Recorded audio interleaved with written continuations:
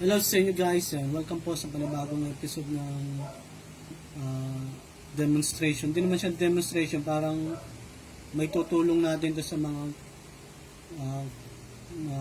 hahanap kung paano ma-extend yung cable ng pinaka CCTV natin, lalo na kung bitin yung cable nila. So dito tayo sa Syempre Information Technology Solutions. So we provide ng software at the same time sesell din kami ng mga hardware at mga peripheral. So last time diniscuss natin yung CCTV, hindi naman CCTV, biometric. So ngayon marami kasi nagtatanong kung paano nila ma-extend yung cable, lalo na dito sa may area namin. So may mga nagtanong sa amin regarding sa CCTV nila, gusto nilang ilipat, kaso ang problema bitin yung wire nila. So ito may tutulong namin to sa inyo. Ito, pinorchase namin to para bigyan kayo ng idea kung paano magpo-connect yun. Ito yung pinakapangalan niya.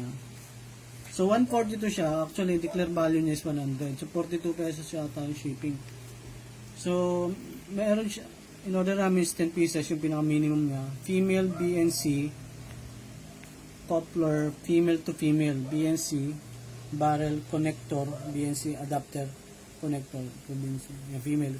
So female to female yung gagamitin natin. Kaya natin guys sa mga walang idea kung paano, instead na bumili kayo ng another cable, bili na lang kayo nito guys. Pwede ko iwanan yung link sa description box kung saan namin binili ito. So, maganda yung pagkakapackaging niya, well packed siya, nakabubble wrap. Ayan. Ganito guys yung tsura niya. Mapansin nyo, female to female. So yung cable, yung dulo niya, tsaka yung dulo ng isa, pagduduksongin nyo para mag-abot siya. Kumbaga extender. So kung may existing kayo na cable na mahaba, parang mahaba, pwedeng pagsamahin yan. So yan, iduduksong lang para mag-connect siya. So yan, tingnan natin yung iba guys. Ayan.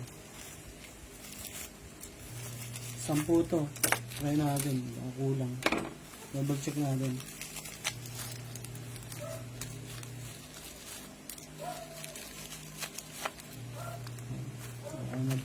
Meron pa sila.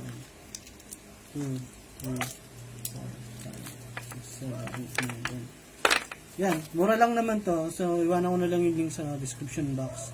So try natin.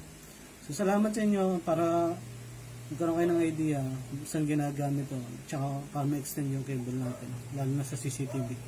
So yun lang po, and sana matulong tong vlog na to. Bye bye po.